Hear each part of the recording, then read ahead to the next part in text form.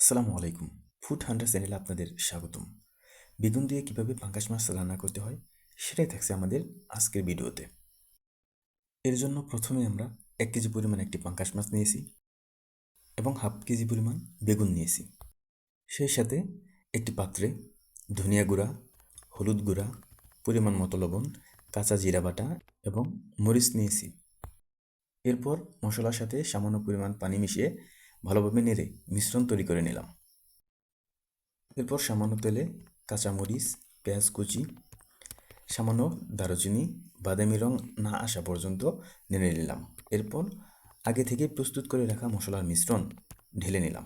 মশলার মিশ্রণ ভালোভাবে নেড়ে কষিয়ে নিতে হবে।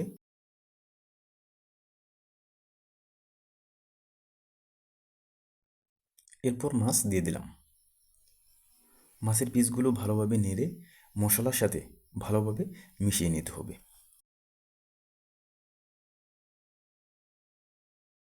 এ পর্যায়ে আমরা সামান্য পানি দিয়ে দিলাম।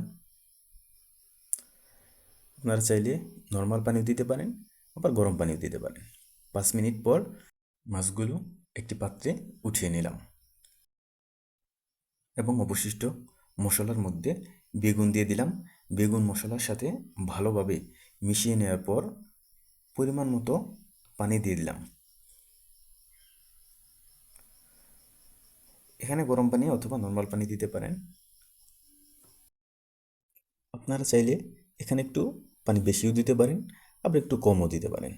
সেটা আপনাদের পছন্দ অনুযায়ী দিয়ে নেবেন। এরপর আমরা কষানো মাছগুলো দিয়ে দিলাম।